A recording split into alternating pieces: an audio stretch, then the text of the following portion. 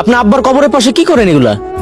তোমার আব্বা যখন মারা যায়, মাটি দেওয়ার জন্য যখন কবর করতেছিল, আমি বাধা দিছিলাম, বলছিলাম কবরটা আমার জায়গায় পড়ে। তখন লোকজন ছিল, মুরবি মানুষজন ছিল, তারা বলল জালাল তোমার ভাইয়ের কবর হইব, তুমি যদি বাধা দাও তাহলে এলাকার মানুষ সিসি করবো। আমি সেই সিসির লজ্জায় তখন আর বাধা দেই নাই। কিন্তু এতদিন পরে এসে হিসাব করে দেখলাম আমার জায়গার মধ্যে যে তোমার আব্বার প্রায় 1,000 জায়গা পড়ছে। 1,000 জায়গার দাম তো মেলা বাবা, এই জায়গা তো আমার ছাইরা দেওয়া ঠিক হইব না। তুমি এতিম, তুমি আমার কলিজার ভাতিজা, তোমার দেখাশোনা করা এগুলোর দায়িত্ব তো আমার। তোর আম্মা যে মাঝে মাঝে আমার সাথে ঝগড়াঝাটি করে, এটা কি ঠিক? না চাচা। তোর আম্মা কি এই বাড়ির মেয়ে না।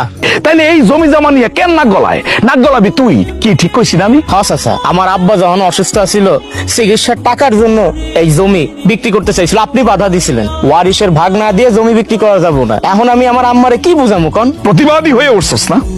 বাপের রক্ত পাস নাই, মার রক্ত পাইছস। তুই আমার সামনে থেকে সরবাতি যা। আমার জায়গার মধ্যে তোর আব্বার পা পড়ছে, আমি এর মাঝখানটা কাটটা লম্বা লম্বি করে একটা বেড়া দেবো। বাতি যা, তুই সর। আমার আব্বার কবরে আপনি বেড়া দেওয়ার ব্যবস্থা করেন না চাচা। সমস্যাটা তোর মা। তোর মা আমার সাথে ভেজাল করে, তোর মারে কয়ে দিবি। সে যদি আমার সাথে ভেজাল করে, আমার সাথে ঝামেলা তৈরি করে, আমিও তার সাথে ঝামেলা করবো। আমার সব কথা আরেকটা বলে দিই, হয় তুমি তোমার আব্বার কবরস্থান সরাইবা, আর না হইলে নারিকেল গাছ থেকে সরে আসবা।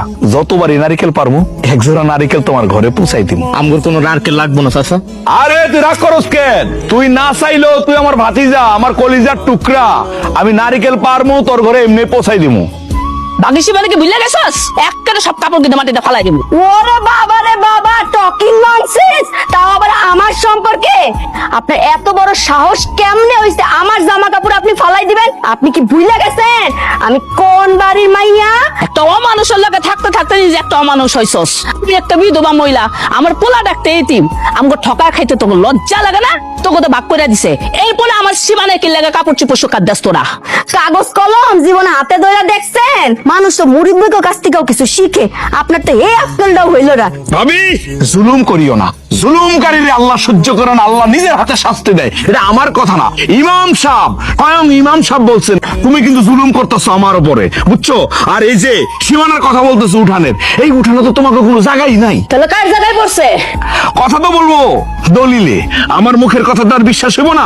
তুমি আমার কাছে আজকে দলিলটা নিবা, নিয়া গ্রামবাসী যত মুরব্বী আছে সবাই দেখাইবা। সবাই তো বলবো এই বাড়ির জমি এখন কার। মনে তো নাই, বুঝলে তো যাওগা। আমার ভাই, আমার একমাত্র বড় ভাই যখন অসুস্থ হয়েছিল, টাকা পয়সা ছিল না চিকিৎসা, টাকা পয়সা কই? বড় ভাই এসে আমার কাছে বলছিল যে ভাই রে আমার চিকিৎসা করানোর টাকা লাগবো। আমি তার টাকা দিছি, বিনিময়ে সে এই বাড়িটা আমারে সুন্দর করে লিখে দিয়ে গেছে। আমি তখন বলি না লজ্জায় মানুষ শুনবো যে ভাইয়ের কাছ থেকে জমি কিনছি, আমি চিকিৎসার টাকা দেই নাই। আজকে বলতাছি তুমি আমার কাছ থেকে দলিলটা নিয়া তারপরে